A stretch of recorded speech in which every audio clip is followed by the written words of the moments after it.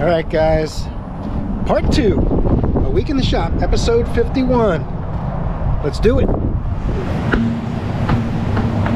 It's ball joint time.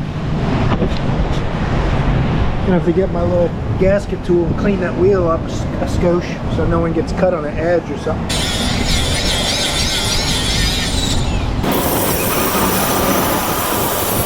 Just enough to make sure no one's gonna get cut grabbing the wheel to pull it off, things like that.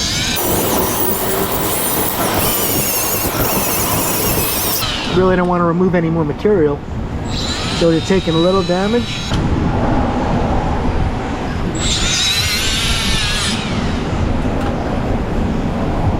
That's good. He doesn't want to replace it. He said patch it up the best you can, so I could remove the whole thing, I guess. Yeah, I think I'll do that.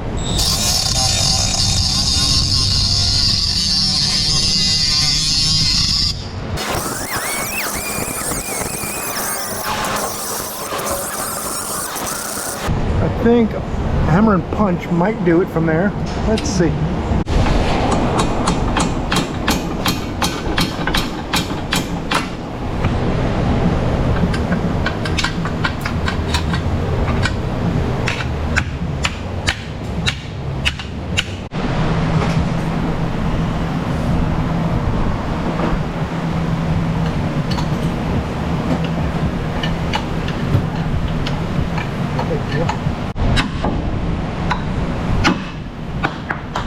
Gravity check.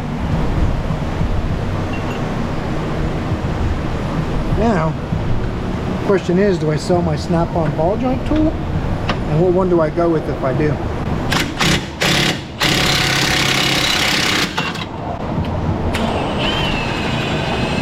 I kind of like it, but it was like 750 bucks.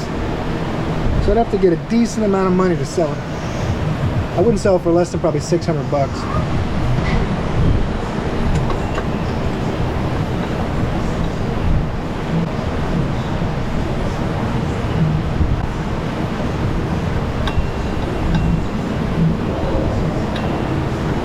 When that guy's on yours, did he ask for the serial number? On what? On your toolbox? He asked if it was paid off, and I said, yeah. Oh, so they never asked?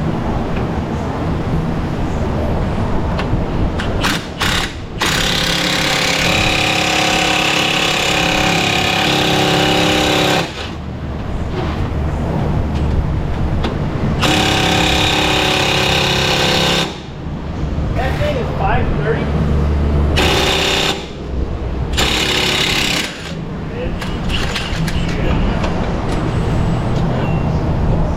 Oh yeah, it's a good ball joint set.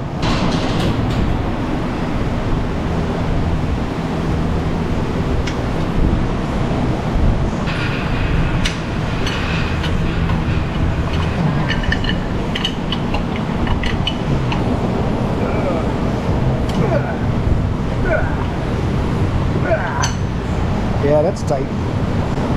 Hell yeah. Oh. A lot of damn noise.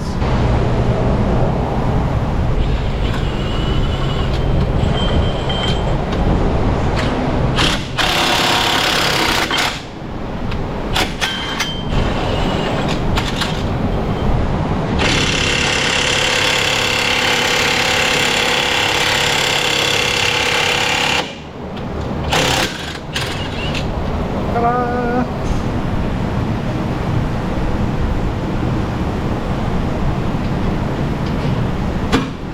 Gotcha. Just making sure you're awake. That's all.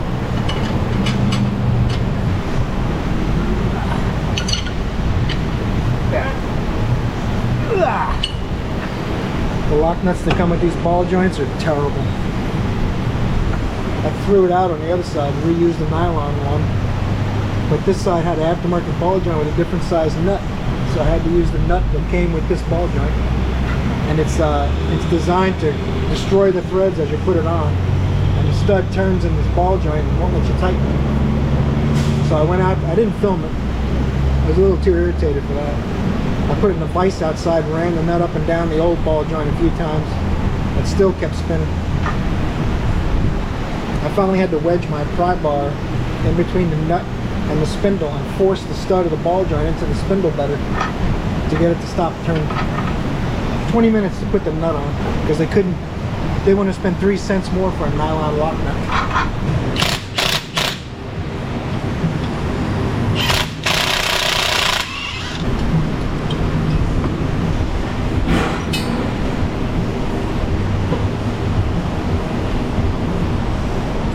Come on.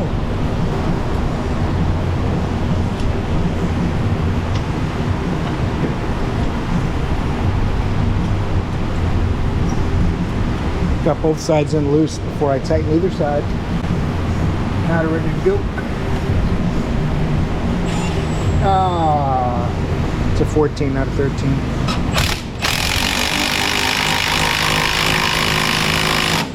As soon as I feel the threads touch the bottom of the nut, I stop. You don't want to over compress these, then they just tear really soon. Oil filter pliers.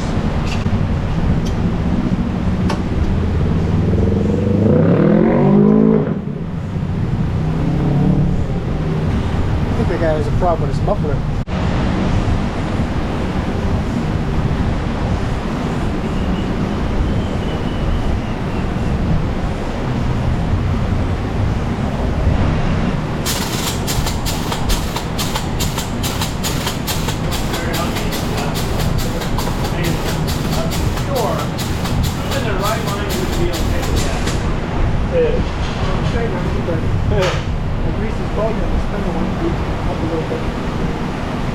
Wow, Jimmy.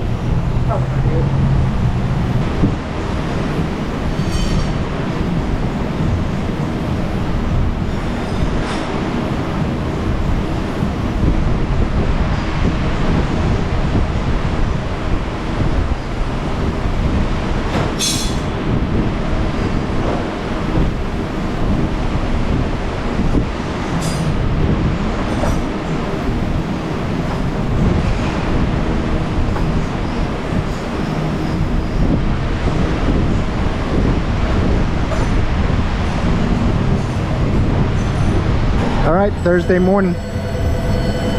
Phone's ringing. Let me get you guys up to speed on this. I got it on the alignment rack. I mean, you guys know that. But the alignment's really not out very much at all. Just got to do the toe in the right front. I'm going to call this thing good. Got my ball joints in, got my sway bar links in, I put sway bar bushings in as well. So, oil change is done. This thing is headed to new car status. As long as these tie rod ends aren't very rusty, which they don't look bad. Double deuce. Some call it 7/8, some call it a double deuce. I say whatever makes you happy. That's all. Just want people to be happy. Let's see if we can get this to turn. It's not going to take much. Look at that son of a gun, huh? Nothing's frozen on this old girl. I'm just going to start it up. Take the lock off the steering wheel and make sure it's centered before I disable my alignment machine. I'm going to call that a win. Let's do that test and then we're done. Alright, now what I like to do on these, I fire it up. Get out of the way of the alignment head, see where it's at. A little sketchy. Take the wheel lock off. And now I'll look at the machine and center it on the machine. Almost exact.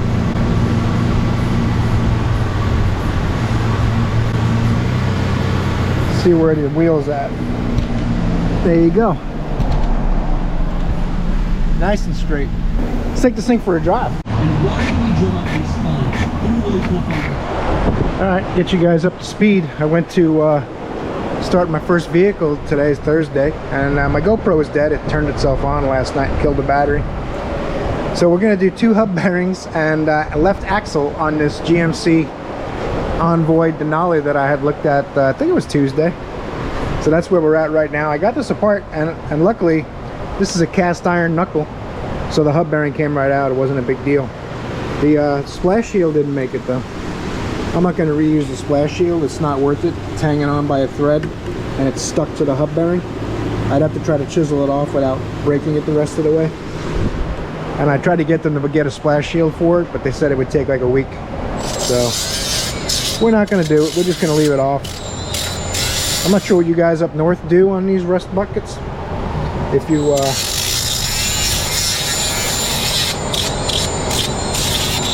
you guys leave them off, or you make them replace them. I'm not sure, but I always just leave them off. I haven't had a problem doing that. It's got quite a bit of rust, so I want to clean it up a little bit.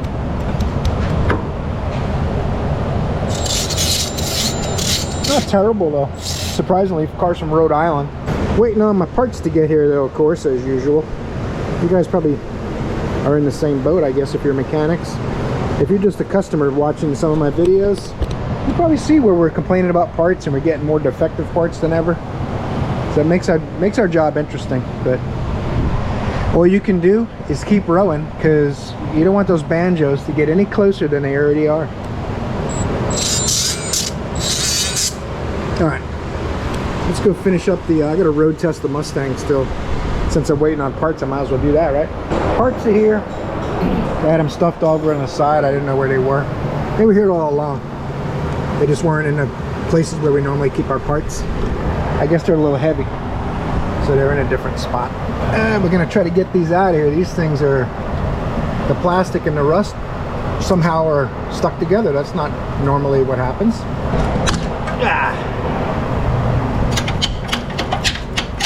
Shove that broken piece up in there, won't hurt anything. Man, I don't know how you guys do this. Like, every car where you guys are up north is like this. It's crazy, crazy, I say. Someone's put anti-seize or some kind of grease on the studs. That's a big no-no. It's on the hub too, which that's all right. All right, let me grab my claws. Get in there, sucker. Yeah, it comes right out. What's the big deal? This one looks like the one that's going to be stubborn for me. Especially holding the camera makes it more exciting. Oh, look at that. Yeah, reuse the plastic clip. What do you think about that? Just take the plastic clip off the new one, and just like this one I'm going to do that with, because these, I never have good luck getting them out when they're rusty. Oh, you guys fell over, man. I'm sorry about that. How do you like that, huh? I guess that's one way to hold the bumper on. Genius. It's not Dunkin' Donuts coffee, but the McDonald's McCafe coffee is actually pretty good. It's nice. This is still better than Starbucks. Almost anything is. You guys don't like Starbucks, do you? Ugh. You gotta drive a BMW to drink Starbucks. Sorry to all my viewers that drive BMWs and drink Starbucks. Why it does that? Every once in a while it'll just kind of jump like it doesn't want to go, and then it spins. Something in the trigger maybe, or am I bouncing it maybe? Probably should have done this before I loosened the bolts, but got a little ahead of myself. It happens. It happens.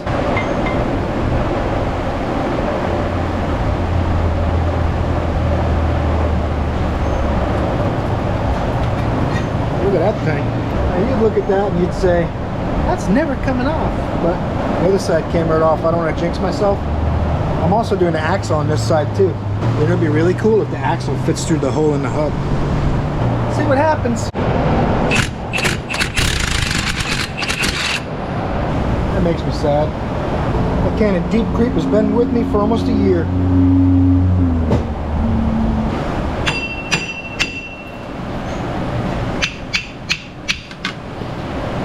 FYI, the Deep Creep had nothing to do with that. I put it on there just in case so I can get it to start soaking while I was hammering it off. But it came right off because, like I said on the other side, when they use aluminum and steel, or aluminum and iron, they're not compatible and they corrode and kind of weld themselves together. But with a cast iron knuckle and a cast iron bearing housing, no problems. That's how it's supposed to be. I don't know.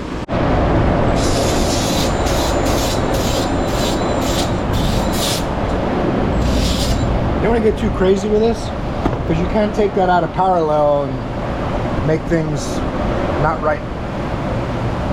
So you just want to take any loose rust off of there. You don't want to make it all look brand new, because then you've taken metal off of the hub, right? And I knew I was being optimistic about this fitting through here. They never do. I was hoping.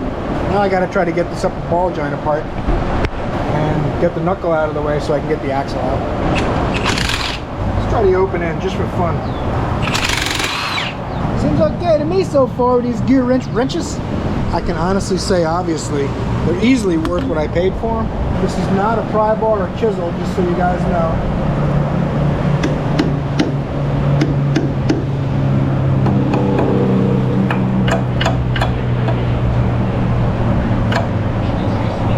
I don't want to brag and I don't want to boast, but I'm like hot butter on your breakfast toast. That's how the song goes, I think. Oh, that may not be enough. Oh, I might have to take the lower ball joint off too. And that lower ball joint ain't doing too good. Look at that thing. That's not good. I'm stretching the hose there. If I take this hose bracket off, the knuckle might come out enough that I can get the axle out. It still doesn't fit. So now, my next plan of attack is I'll take it out of the transmission differential output. And the inside stub should be shorter than this one. So if I can take it out and swing it away, then I can get it through. Let's try that. We got to get a little tricky. We're going to be like David Blaine here or Chris Angel Mind Freak, whichever your preference.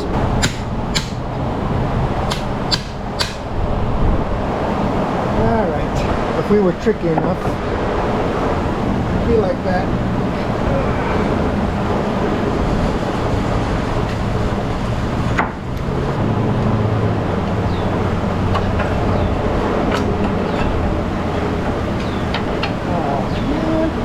Messing me a little bit. It's alright though. Sometimes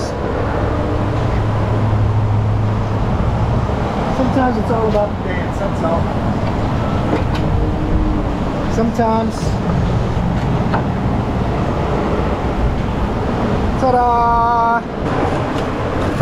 Now it's time to look at our Christmas presents and see if they are the same, which would be super, super cool. So I don't have to hear the dreaded uh-oh. We didn't know if it was the right one, but it was the only one in town, so we ordered it. Because we'd rather have the wrong part here than not have the part here yet. It looks the same. Yeah, it's the same. Cool. Now, the same sneaky process in reverse.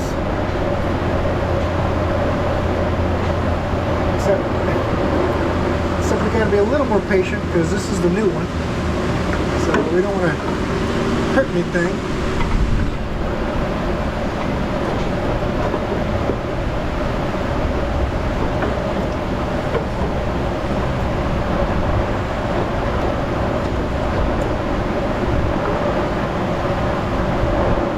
Definitely gotta be careful with the axle seal, especially.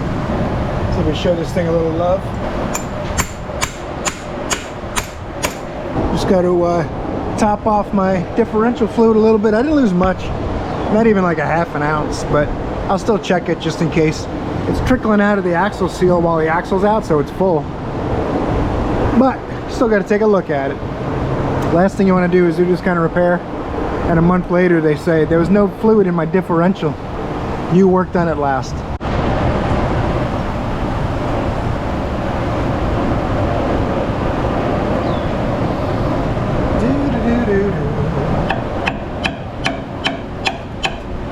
My younger days, I'd have probably smacked that with my hand.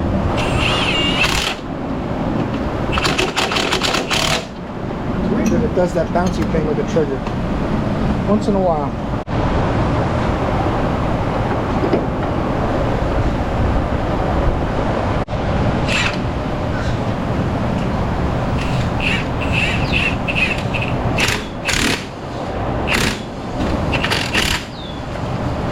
Those are tight. Darn dang to you that. That's got to go in there. Alright.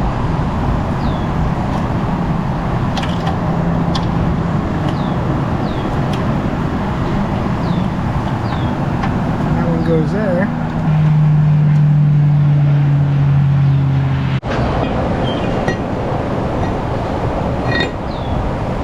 Should never put lubricant on those threads, by the way. I see that a lot, but I mean, maybe if you're going to just put a tiny little dab because it's starting to rust.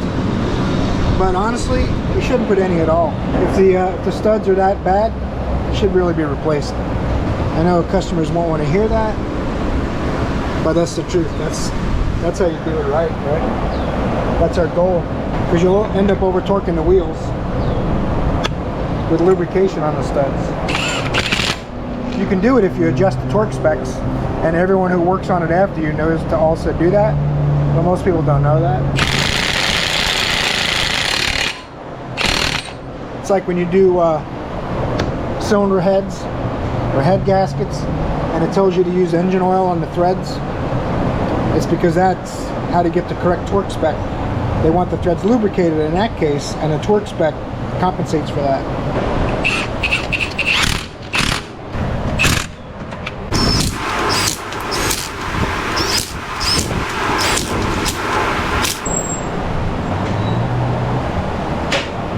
$103 on the axle nut, $95 on the wheels. Go over and do the other side.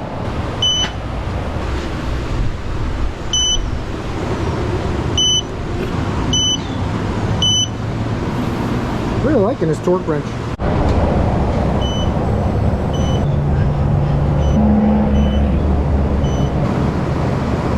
Oh man. Oh, the hell? Oh hey, I got approval on the alternator on this Chrysler Town & Country. And I shouldn't have left my electric ratchet hanging on the socket, I guess. It fell off when I walked away to grab the camera. That's what happens, because you got to check gravity on occasion. Get this drain caught so I can get the... Oh shit, I'm leaking. The hell? Oh, you kids will get old man skin someday and you bump into something and start bleeding. That's terrible. What are you gonna do? Oh, I think I must have done it on this ground bolt or something. That's terrible. The show must go on. That's all I'm saying. I'm gonna have to get this cooling fan assembly out of my way, along with this coolant bottle.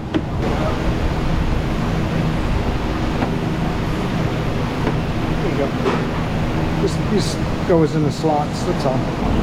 Oh, I want to take you guys around the parking lot for a second, show you something. Maybe I bust chops a little too much, but for me it's fun. I don't mean to hurt anybody's feelings.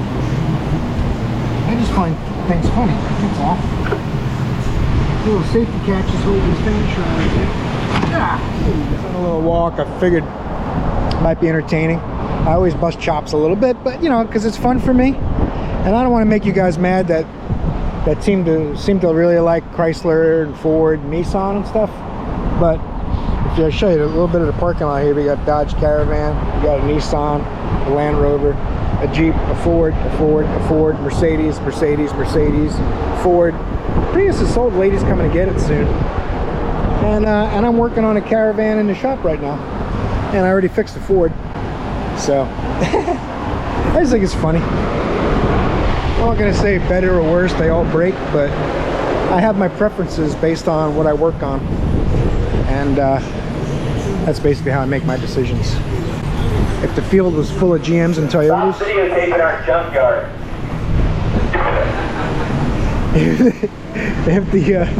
if the field was full of GMs and Toyotas, then I wouldn't prefer those. But it's all fun. Let's get this fan out of here. It's not easy. Look at that. Now that alternator will almost basically jump out at you once you get a couple more bolts out of the way.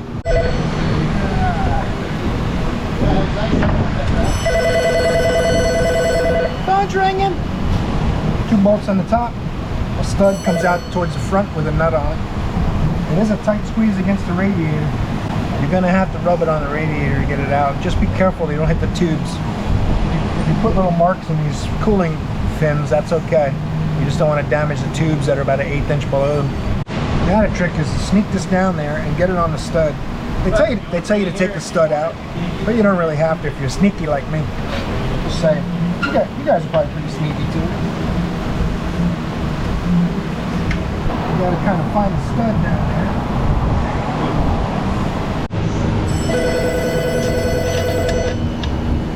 Phone's ringing.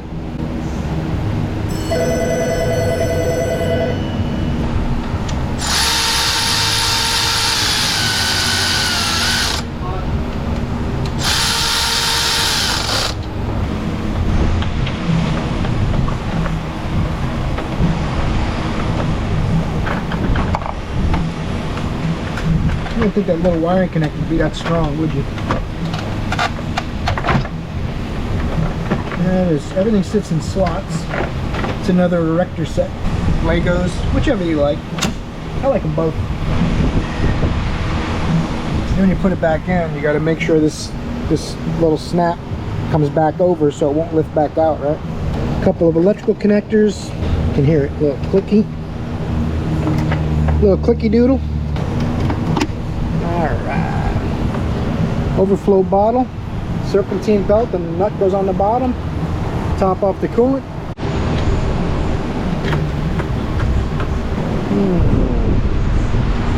Probably.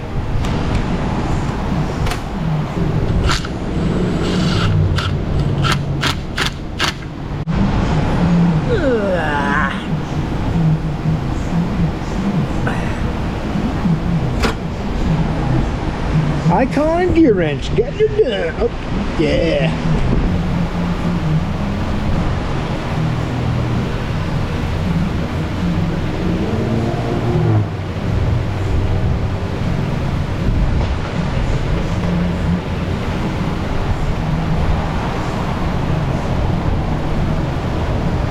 There's a bleeder valve down here on the plastic thermostat housing that I cracked open.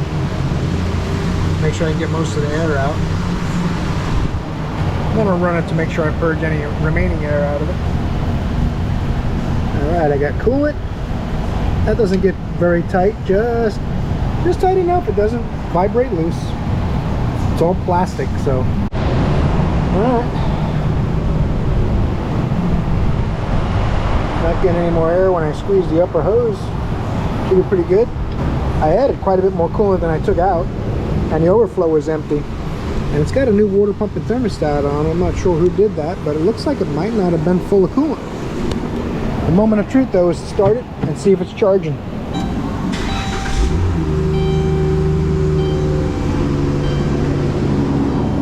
Sounds like a racing van.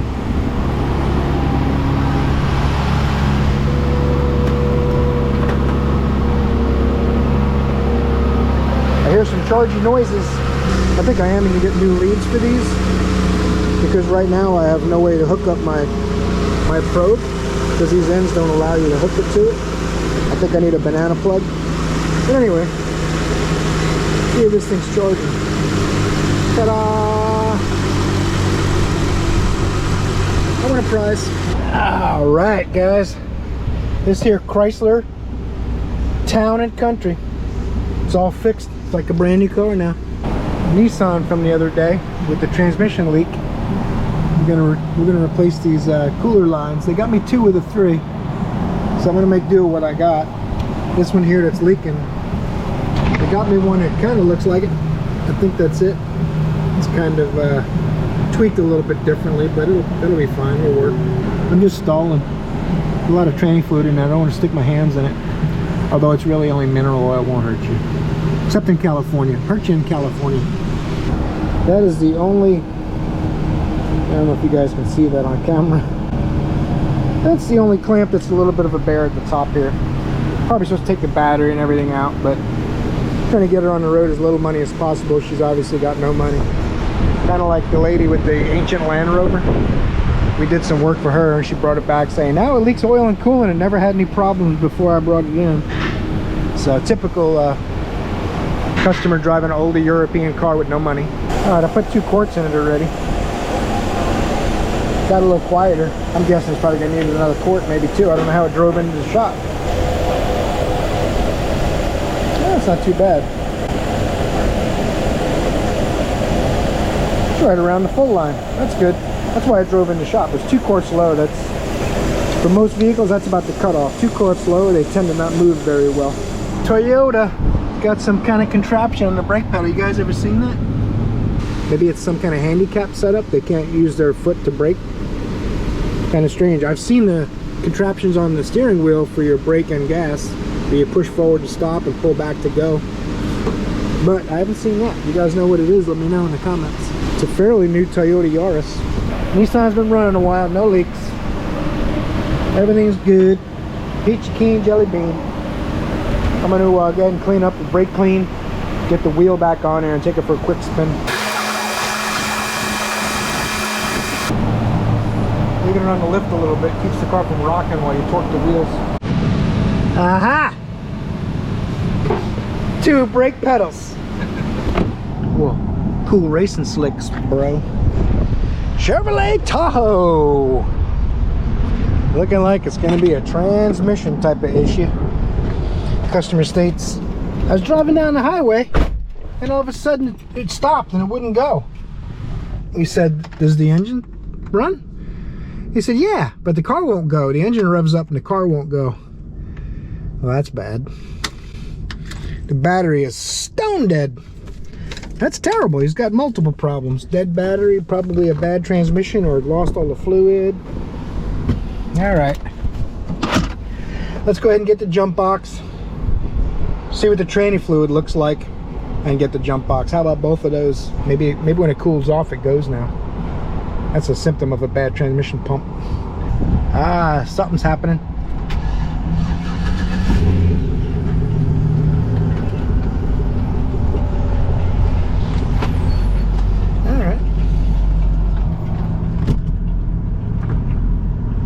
Said it wouldn't go, but it goes. It had a stone dead battery. It's running on my jump box. Let's get the door closed so it doesn't snap open on us and cause a catastrophe. Get this thing in the shop while it's moving. It may stop moving soon. Get out of this Florida sunshine. Get us a little Sade, and we'll get a peek at the transmission fluid. Maybe we'll get another transmission replacement on the Tahoe. Joe did one last week, I did one last week, and then we did 2 Jeeps this week. This here Tahoe's got 277,339 miles on the clock. So it's been around the block a time or two. Got an airbag, a light on. It looks like it's charging according to the gauge. Showing 14, right? But that could be manufactured data. We don't know if that's actually happening or not. I know the computer wants the driver to think it's charging. This here is a 2005 Chevrolet Tahoe, one of the best vehicles ever made. Made a lot of money on these vehicles. Chevrolet trucks, they're actually my second favorite after Toyota, but like every other vehicle, they need repairs eventually. The problem on Chevrolets, it's going to be things like window switches, AC control switches, blower relays, you know, purge valves, vent solenoids, or transmissions. There's not a lot of other stuff that goes wrong with them pretty regular if you keep the oil changed. So, oh, that's not too good. That is not good looking fluid there. That is not good looking fluid.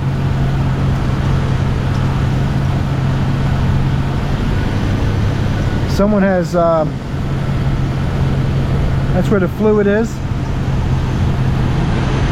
That's where the full line is.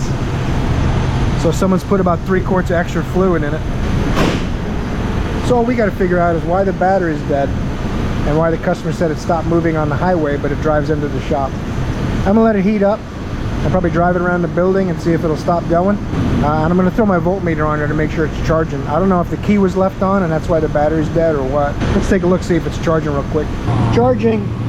Who knows why the battery was dead? So we know it's charging. I don't know why the battery was dead. Something was probably left on. Let's see. Test the old transmission theory. See what's going on with that. Uh-oh. That's not good. That's reversed. Nothing's happening. Let's try drive.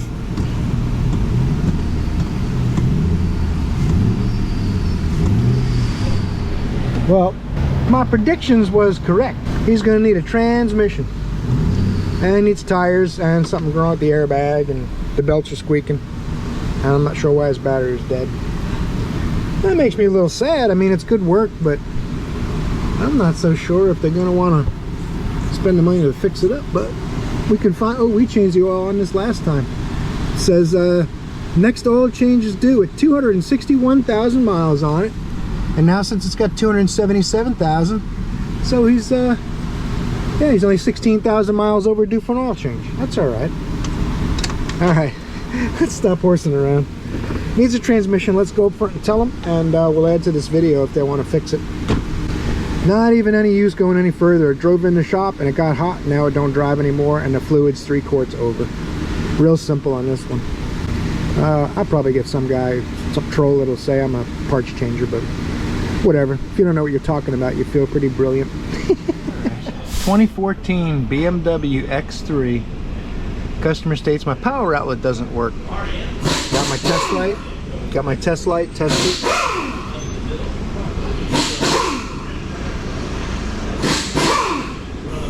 Tested it. There's no power to the power outlet, obviously, so it's got to have a blown fuse, or it could be a bad socket, but that's unusual. So, something I find interesting with the BMW engineering, and it's probably like beating a dead horse at this point, but you got to take the glove box out to get to the fuses. The kick panel's bolted in, and the glove box is bolted in, and the fuse panel's behind here. I'll show you guys. You can see that's where the fuses are at, and of course they're not labeled either. But it's a 20 amp fuse, so I'm guessing it's one of those ones on the bottom. So I'll pull the kick panel down, see if I can reach those fuses, and if not, then the glove box has to come out. It says behind glove box, so I don't know what that means. We'll find out.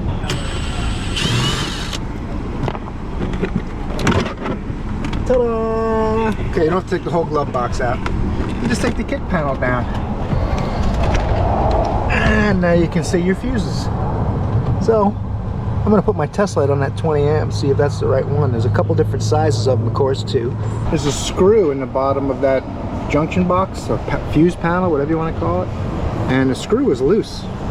So someone's been in here messing around, but there's only 4 20 amp fuses, and this second one up here, I hope you guys can see that on camera, but the second one up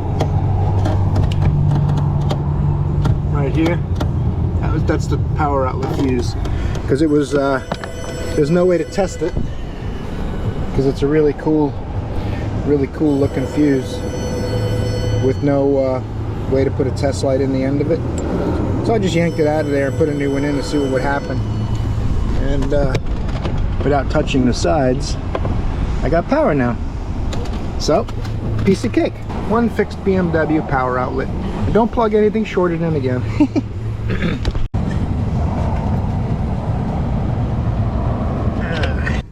Of the uppermost class right here, apparently. Ford Edge. 100,000 mile service. Customer states, I am ready for my 100,000 mile service. 2018. And it does have 99,433 miles. Alright, let's get under that hood and see what actually needs to be done. We'll go look at the maintenance schedule according to Ford and see what they say the 100,000 mile service should be on this. Alright guys, welcome to the channel. I'm glad you're here. Chevy Volt electric car. Customer states my window doesn't work. Can you guys check it out? Let me know what's wrong. That's what we're going to do. So when I look at any vehicle, I always do a preliminary look around, see what's going on. Sometimes I notice broken plastic and things like that. Someone probably had this door apart, broke that plastic cover. Let's see if we can figure out what's going on with this window. If you run the power switch and you hear noises in the door, then you know the motor works and it's getting power, right? So one of the first things I always do is just try to get that window to go up and down. You guys hear that? That's the power window regulator. It's coming apart inside the door, probably plastic pulleys and stuff that broke. So we know the motor works. We know the switches work, the wiring is all good, we got power. But all that noise you hear, there's the cables raveling and unraveling on the motor and not moving the window because the regulator is broken. Pretty quick and simple. This needs a power window regulator in the right front door. We'll see if they want to fix it. It's a 2013 with 117,000 miles.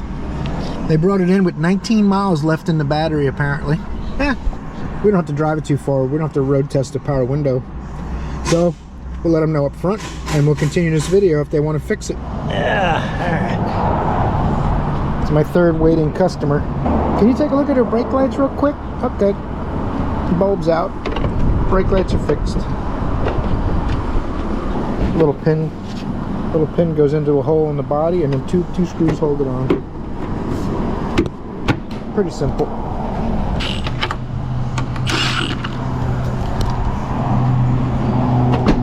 Ta-da!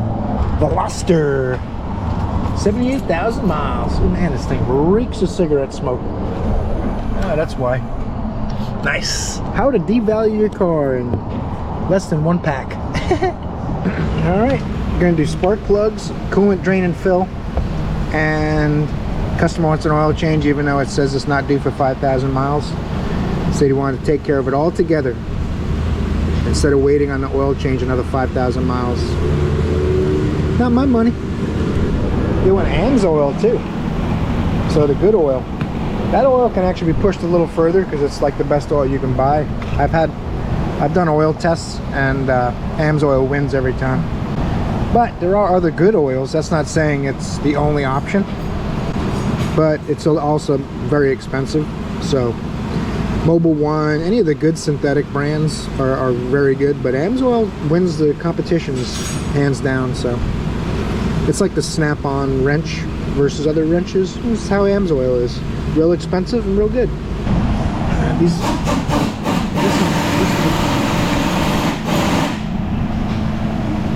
is a pretty easy release. This one's a little trickier. You got to pull this little rear latch thing, and then you can squeeze it in and pull it off. So it's like a two-piece setup. Pretty tricky. Got to take this hose off of here, and then I should lift off.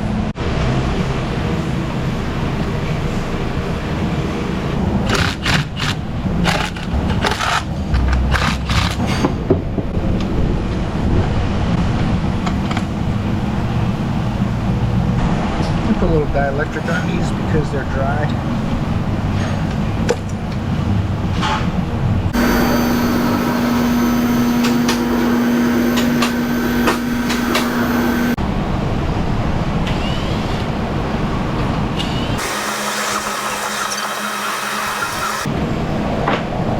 Hmm. 5,000 miles before the oil change is due according to the sticker, but that oil don't look fresh.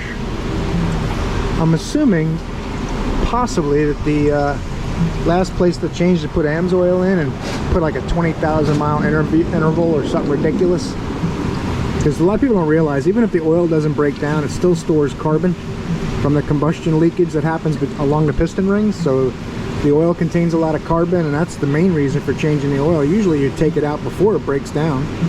If you wait till the oil is starting to break down, then engine damage starts, right? But this looks like it's got quite a bit of carbon in it, so it's been in there a while. AMS oil I might push to 7,500, regular oil 5,000. Don't ever follow the manufacturer's recommended intervals for oil changes, because they just want your car to last through warranty and then have you buy another one. Let's see what we can do with this oil filter here. Oh, that's good.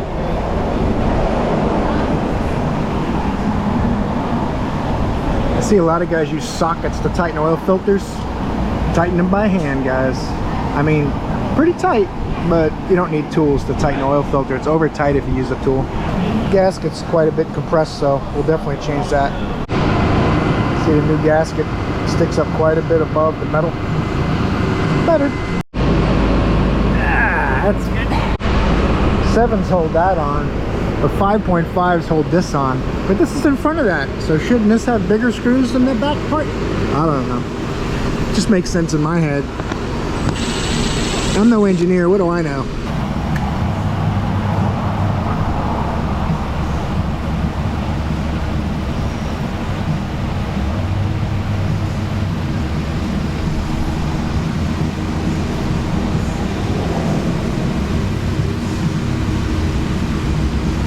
Repeat that 5 more times.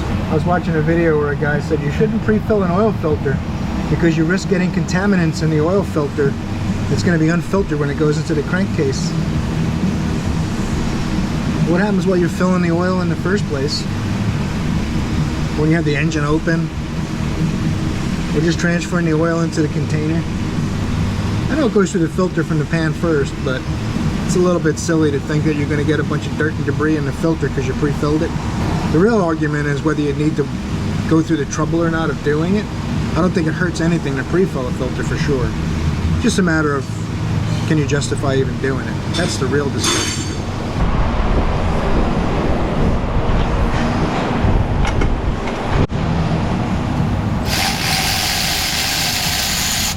Weird. A little bit of carbon on the threads, I guess.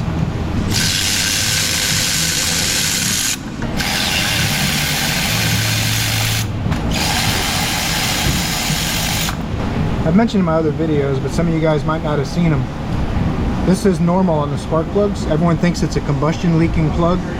It's perfectly normal. It's caused by the aura effect of the high voltage passing through the ground. And it's like a little halo that you'll see under the right lighting conditions. You can see it.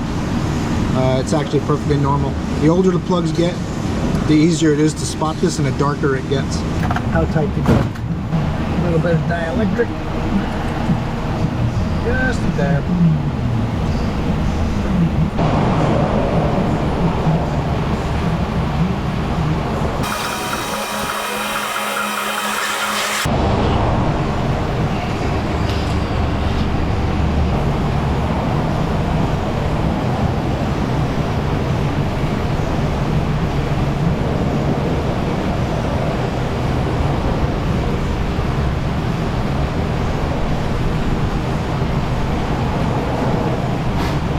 Got it running here. Coolant level's about perfect. I had it a little over full, but every time there's always a tiny bit of air, and you start it up, whoop, pops the air out of there. Right on the full line now. So we'll let this warm up, and when the fan cycles on and off, we'll double check the coolant level, make sure it's good. Oil's already perfect. I got to put a cabin filter in it. I already reset the oil change reminder, but I'll show you guys how I did it in case you need to know how to do it. Alright, all these cool little buttons on the steering wheel. You can go through all your screens and shows you all kinds of cool information, right? So you go to settings, arrow over, vehicle,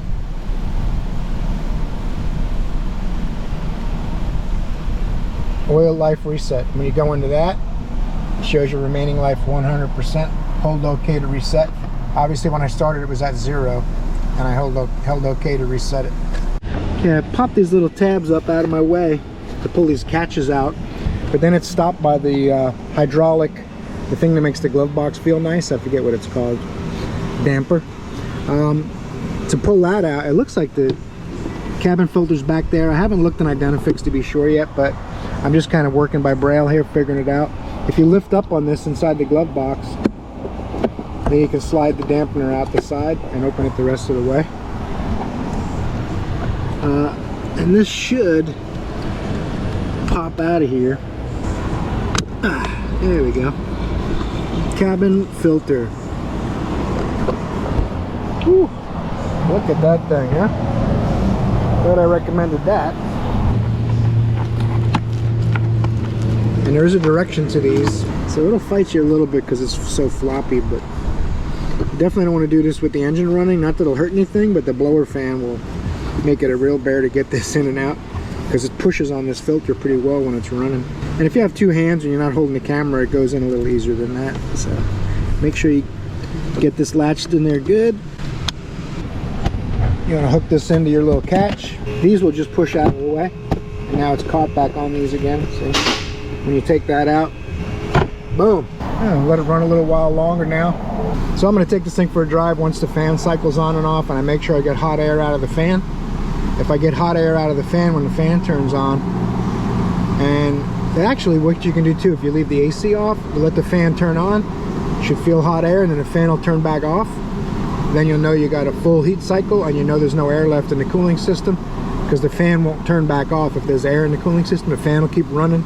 The air won't feel very hot coming out of it, and it'll keep running and running, and the temperature gauge will keep climbing up. So you don't even have to drive it to verify that. You can do it pretty quickly in the shop once you know the feel for that. This here Chevy Volt, she said, I need that regulator fixed because I don't want it to rain up in my car. It looks like it might be a little too late, but it's all right. We're gonna fix her up. Gonna get these covers off the retainer screws. Looks like they're 7mm. That goes in the console. And there's something under here too. This is just a piece of rubber. Looks like it might be smaller than 7mm. Let's see. I got a 7mm here. Feels a tiny bit sloppy, but it takes it out fine. It's working, so it saves me a trip back to my toolbox. That's the most important thing.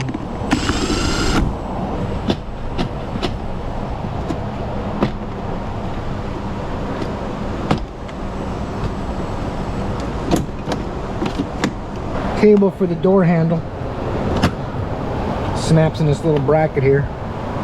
And then an electrical connector for the switches. I don't know if you guys have seen some of my other videos. If you're new here, I use this airbag, which is made for when you lock keys in cars and things like that. And I use it to hold the glass. I just go until I notice that the glass and the door kind of, as soon as they puff out a little bit, it's not keeping it, it's not going to fall after that. So.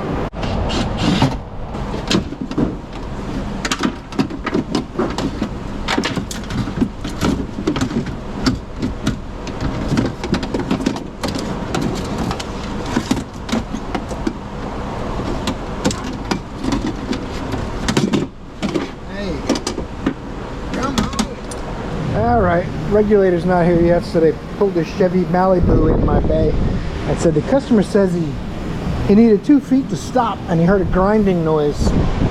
He's got no brakes. Sadly on these I think it's a 2016 Malibu. Yep, 4 of 2016. Mileage is 61,711 miles. That's about the life expectancy of a mid-level GM sedan. These have vacuum pumps that are cam driven, and the vacuum pumps go bad, and then you want to have power brakes. But let's give Joe a minute to finish making noise. Alright, 4 or 5 times around the wheel, it's tight. Let's start this up and see what kind of power brake pedal we have.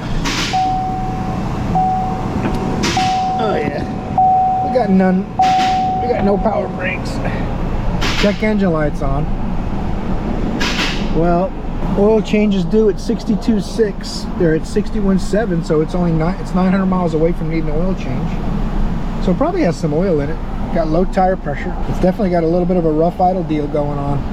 Let's pop the hood. I'm gonna look at the oil and see if I can spot anything obvious, and we'll put the scanner on it and see why the check engine light's on.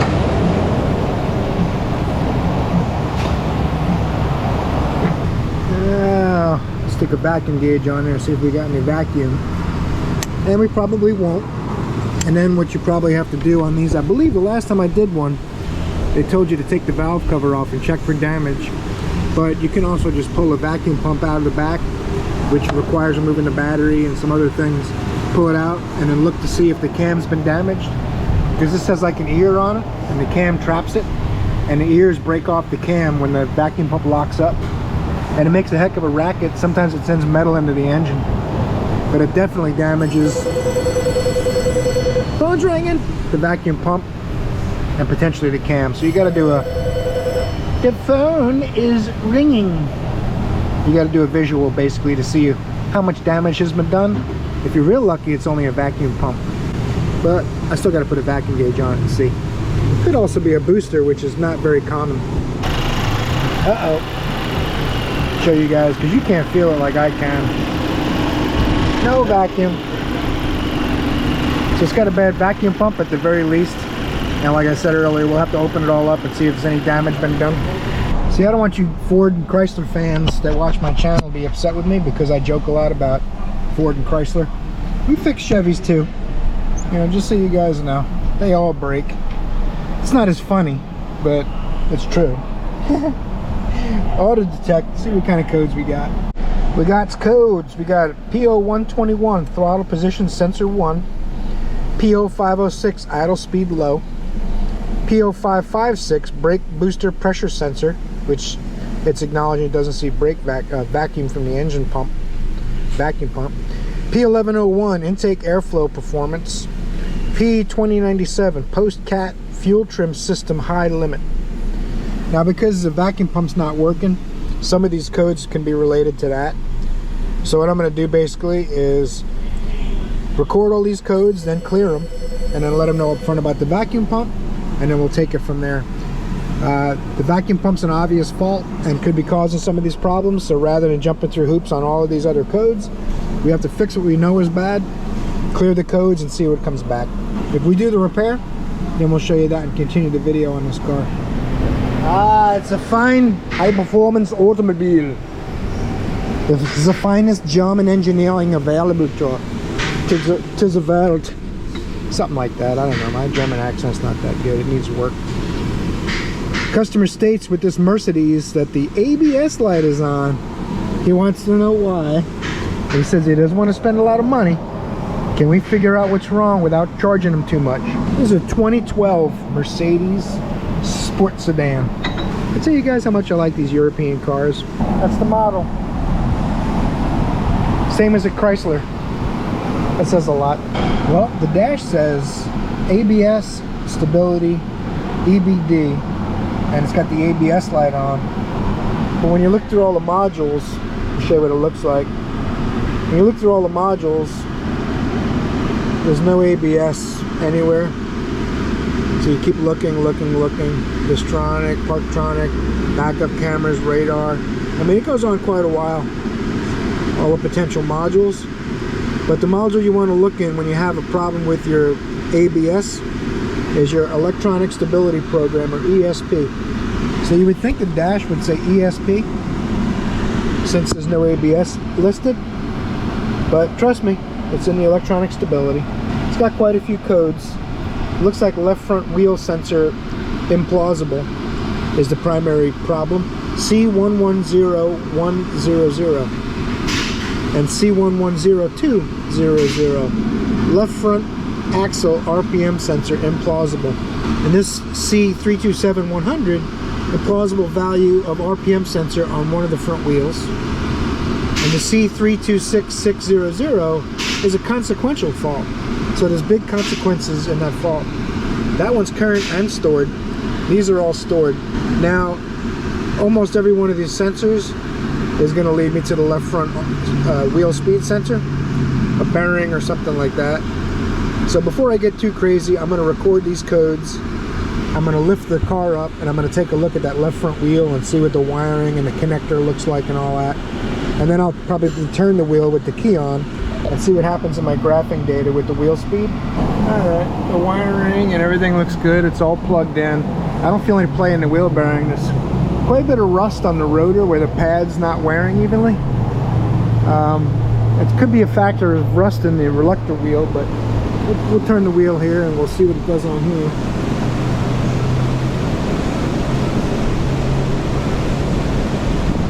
The left front's blue. It's not reading anything. That's terrible. Well, now I'm gonna have to go up, find the other end of the connector, and hook a scope up to see if I have an AC signal coming out of the sensor. Bear with me a second here while I hook that up. In this Mercedes, I told them the correct way to go about this is going to be, you have to take the wheel liners off to get to the connector for the ABS sensor in both wheel wells. And to properly diagnose it, I need to run jumper wires from this side sensor to that side plug, and from that side sensor to this side plug. And what that'll do is it'll tell me if all of a sudden I have no signal to the right front wheel after I jumper the wires across, then I can verify that it's the bearing and sensor that are bad in the left front, right? Because right now I have no left front signal, and if I plug the right front signal into the left front and I get a left front signal, then I know it's the bearing or sensor, and the ABS module and wiring is good, right? So I told them rather than chucking parts at it, I don't want to be a parts changer and disappoint Scanner Danner. So I'm going to go ahead and sell them an extra diagnosis time to make sure. I have a feeling it's going to be the hub bearing and sensor. I usually would change the pair because the reluctors come apart and they rust on the bearing. It's part of the wheel bearing and it comes apart, and sometimes it damages the sensor when it's all breaking apart and rusting in there. So to do both as a pair is a good idea, but first you got to be sure that's even what it needs in the first place and it's not wiring or a problem with the ABS module, right? Alright, it's been an interesting week. Now we got a Chevy Cavalier show car. Apparently it came in for shifter bushing broke, but I'm like, what's that gas smell? I pulled the fuel pressure regulator vacuum line off the intake, and yeah, that's not good. It's not supposed to do that. Pouring gas out of the vacuum line because the diaphragm's ruptured. And they got me a universal kit for fixing the shifter bushing thing, but that doesn't look like it's going to work. That's the ball and socket style. I'm not sure if what they got me will work, but it's not really seeing a lot of love. The tilt column needs a little work. You know, what are you going to do? All we can do is keep rowing because, you know, protecting the dash with a sun visor now. It's a little late though. I'm guessing it should have been done a long time ago. That's not really funny. This car is junkyard bound. But we're gonna see if we can get it to go another day or two until it catches on fire at least. Well, there's an awful lot of fuel in there. And at least take it off the show paint. We don't want to we don't want to get points deducted. I'm trying to get the shifter out of there. Now I got this bracket out of the way. 2 bolts on the proportioning valve and 2 bolts on the master. This is a no ABS car back when they used proportioning valves. Yeah, there's nothing over there. Nothing in that kit's gonna fit in this. And I don't think this end can come off of here. So that's not looking good. Let's let them know up front. Now, it's reassembly time. Oh, you know what? I think that needs to be loosened a little bit. Doesn't take much.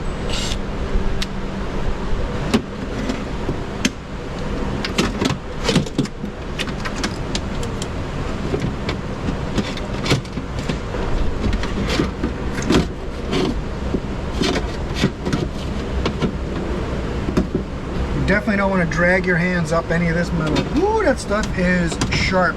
Designed by people who hate mechanics. And they know they're not going to have to work on it. Now, of course, this regulator comes a little too low to get to the bolts, right? Lower the glass onto the regulator and into the holders. Make sure it's fully seated. I need to raise the motor up the regulator up about 2 inches so I can get to the bolts. Tighten the glass up so it doesn't get forgotten. Well, I tried it without the door panel plugged in, it wouldn't work. I'm gonna plug this passenger side door switch in. Now it should work from here.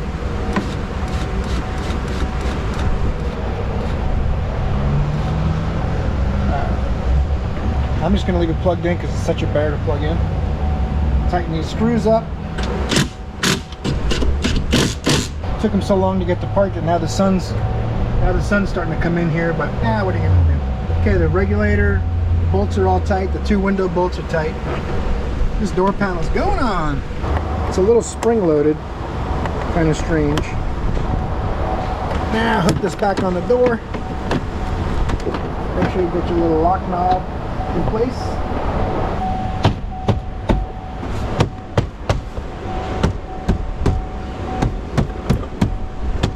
All right. Oh, I gotta air up the tires for them too. I'm gonna back it up off the lift so it's a little easier to get to, all 4 tires. I'm not gonna video the tire pressure, but I am gonna end this video here. Buttoning it up, it's over. Episode 51, a week in the shop, making it work. Thanks for being here, guys. I hope you enjoyed it.